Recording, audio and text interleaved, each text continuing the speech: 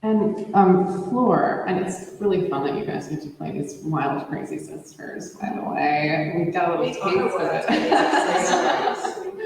Got a little taste of it in that sample, but I really encourage everybody to download the podcast. It's just excellent characters and fantastic acting. You get to have this really intimate experience with it. So just wanted to talk just like about why you gravitated toward this, and you were such a driving force in the whole project once you kind of sunk your teeth into Victoria. So yeah, how's it been for you? My middle name is Victoria. It really is. Anything Jocelyn is doing, I will do. I mean, really. Her Muse project, is a singular force in the New York theater landscape, Yes. where this petite woman here, this gorgeous, brilliant woman, made a space years ago. Is that you, Kieran? No, you look like Kieran. To really ask actresses, what do they want to make, which is such a rare invitation, and such a generous one. And to me, really speaks to this whole idea of women. And I've been thinking a lot about women in competition lately, because I've been reading Nancy Friday's book, My Mother, Myself. It's like this book that was published in 1977 or something. This is like, have you read it? No. It sounds vaguely My Mother, Myself. My Mother, Myself. Yeah. And it's kind of dated, but I find it incredibly, she goes really deep into like, competition among women is not okay, right? It's like, I'm incredibly competitive. I'm incredibly ambitious. And like, I've always felt like I had to like hide it. Like, that's not that pretty.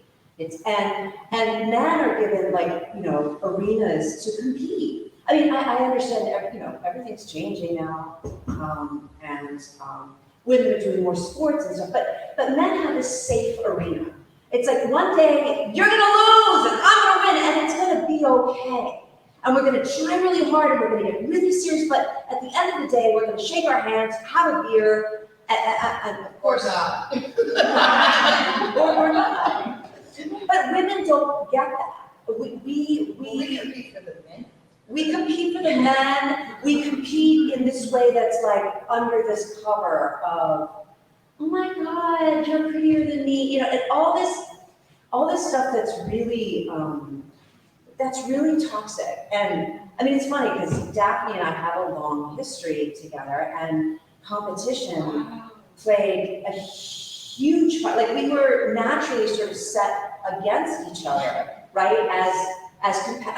Actors, we compete for the same part, Right, as Latinas, we get compartmentalized within the compartmentalization. So when we see each other in the same rooms, and then it becomes like, hey friend, good, it's just like the world doesn't want us to be powerful together, and so I had to be the change. Yeah, and I felt like we've never really talked about it, but we both know, I feel like that we are somos hermanas, and we play, but it's just so interesting how I look at the way I used to be when I was younger, and I always felt so ashamed of my ambition, of my ferocity, and it's like, no, that should be celebrated, and it's okay if one day she wins. That, I should say, yes, you won. And to the next, but it's not life and death. It's not, and this all has to do with the mother. And if you are interested, I suggest you read the chapter on competition in My Mother, Myself, because I feel like she talks about it in a way that I really need to hear that. Anyway, I feel like you were always talking about women, making a space, so like, let's come make something together.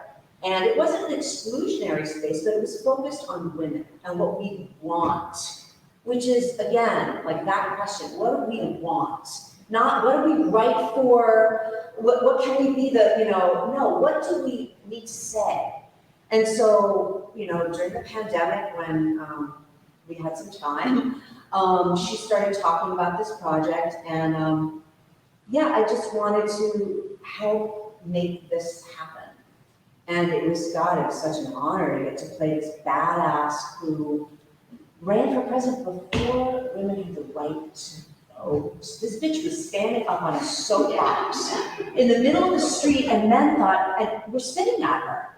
People were walking around, women weren't free to walk wherever they walked, and she stood on a soapbox. And she said, I'm gonna run for president. And to me, I was like, if there's a woman who did that, I can also humiliate myself in the service of what I know to be true, what I know to be right. I can do that. We have been ridiculed. And ridicule is such a big part of our history. We've been, first of all, we don't even know these stories. I ask people, I'm like, so how many women do you think ran for president? It was never more than 5 that people say. And it's just like, wow, that's really 100 women tried and That we know of. that we know of.